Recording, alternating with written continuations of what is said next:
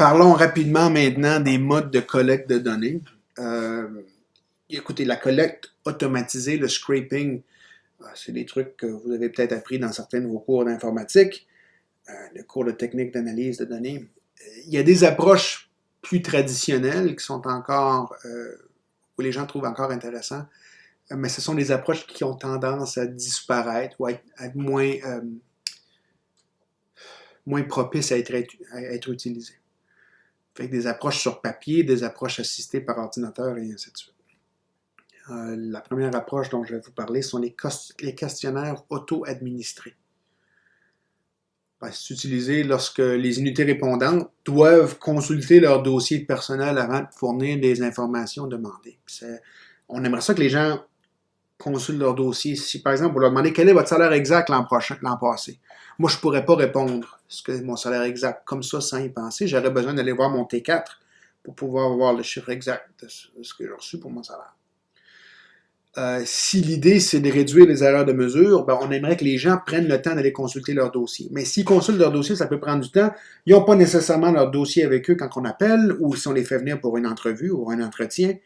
Ça fait qu'on leur enverrait un questionnaire, puis on dirait, c'est à vous maintenant de répondre au questionnaire quand vous aurez vos papiers avec vous, quand vous aurez vos dossiers avec vous. Fait que c'est bon parce que ça réduit les erreurs de mesure, mais ça prend quand même du temps. Puis il faut que les gens gardent leur dossier. Ce sont aussi des méthodes efficaces si vous cherchez à répondre ou des réponses à des questions sensibles. Parce que là, il y a une couche supplémentaire de confidentialité. Vous n'aurez pas besoin de répondre face à face. Pas besoin de vous faire voir pendant que vous dites quelque chose, peut-être comme oui, j'ai déjà pris des drogues illicites ou n'importe quelle autre question sensible. Oui, j'ai déjà trompé mon mari ou ma femme, comme et ainsi de suite.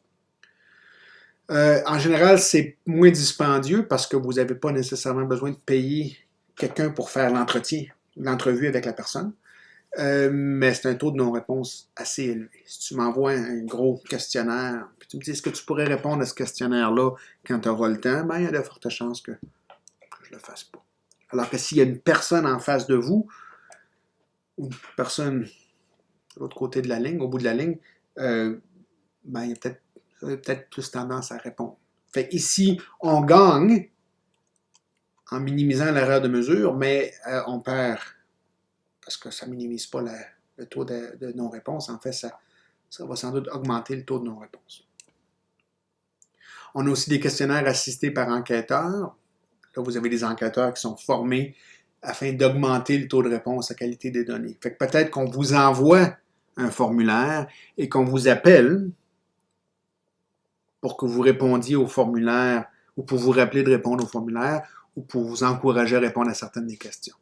Mais là, il faut payer un enquêteur pour le faire. Les entrevues en personne, là, vous avez en général des taux de réponse plus élevés. Si la personne est là avec vous, il y a de fortes chances qu'un enquêteur qui sait comment s'y prendre va être capable d'aller chercher de l'information. Mais ce sont des enquêtes qui sont dispendieuses. Il faut former les enquêteurs, il faut les payer. Souvent, l'enquêteur doit avoir à se rendre chez les répondants qui ont été sélectionnés pour l'enquête. Puis là, ben, dépendamment d'où ils ont été sélectionnés, ça peut faire beaucoup de voyages. Surtout que ça se peut que ça prenne plusieurs visites avant d'établir le contact. Ce sont des trucs auxquels on ne pense jamais, mais une enquête, on a un budget. Les gens ne vont pas faire les enquêtes de bonté de cœur. Il faut pouvoir les payer pour qu'ils fassent des enquêtes. Fait qu'il y a un budget, puis ben, des entrevues en personne, c'est dispendieux. Les entrevues téléphoniques sont moins dispendieuses,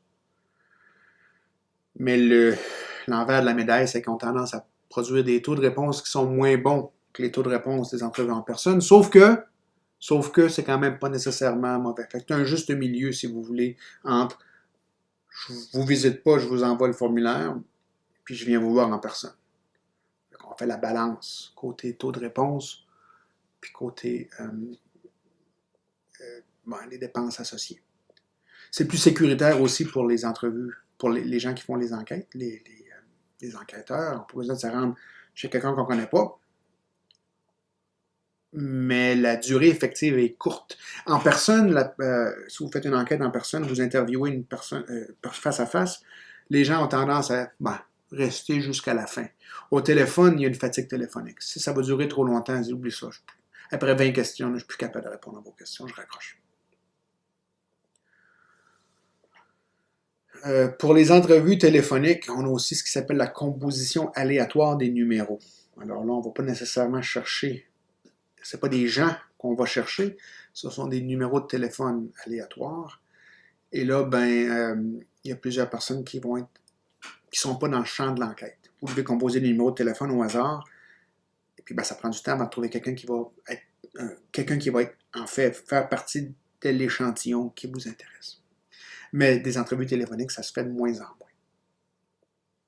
Les entretiens assistés par ordinateur, là, vous avez à la fois la collecte et la saisie des données, mais il y a toujours des unités d'échantillonnage qui n'auront pas accès à un ordinateur ou un enregistreur de données. C'est de moins en moins fréquent, mais je vous le dis, là, on vient de faire de l'enseignement en ligne pendant des années, puis il y a des étudiants qui n'ont pas d'ordinateur ou qui n'ont pas accès à une ligne directe ou des données en ligne où ils sont capables d'être là, d'être en personne, par ordinateur quand ils sont supposés être là. Il y a des pannes de courant ou la qualité de leur connexion Internet n'est pas assez bonne, ça arrive. Tous les modes papier ont des équivalents assistés par ordinateur. Avec les questionnaires auto-administrés et assistés par ordinateur, les entretiens assistés par ordinateur, les entretiens téléphoniques assistés par ordinateur et ainsi de suite. Là. Fait qu'en général, on essaie soit de rencontrer les gens en personne pour rentrer leurs données sur un morceau de papier ou dans une tablette ou ce que vous voudrez, ou on fait nos appels par téléphone, ou on essaie de leur demander de répondre à des formulaire en ligne, mais il y a d'autres façons de s'y prendre. On peut aussi observer directement, de façon discrète. Je ne peux pas dire discrète comme on se cache, mais discrète là, comme une à la fois. On envoie un observateur, puis on leur demande d'observer des choses. Par exemple, si vous cherchez le nombre, la population d'une certaine espèce d'oiseau dans un territoire, les gens vont aller en personne, se placer dans des endroits, puis ils vont compter le nombre de certains oiseaux, d'espèces en question qu'ils voient. Right? Il n'y a pas de réponse ou de question à réponse. On veut se trouver à la bonne place au bon moment puis voir. Faire une liste de ce qu'on voit. Il y a des carnets de bord à remplir, que ce soit papier ou électronique. Ça ressemble un peu à un questionnaire auto-administré. Il y a des sondages omnibus, c'est-à-dire qu'on va faire un sondage sur un paquet de choses. Plusieurs organisations se mettent ensemble. Ils ont des intérêts disjoints, pas nécessairement qu'ils sont les mêmes, mais il y a une certaine proportion des choses qui les intéressent qui est la même. Fait on met tous nos sondages ensemble, puis on essaie de faire en sorte que les gens répondent à plus de questions possibles pour après se servir seulement de la partie qui nous intéresse. Puis des questionnaires administrés en ligne, soit par courriel, Internet, réseaux sociaux. Écoutez, c'est plein de différentes méthodes. Je ne passerai pas beaucoup de temps là-dessus. Je ne suis pas un expert dans le mode de collecte des données.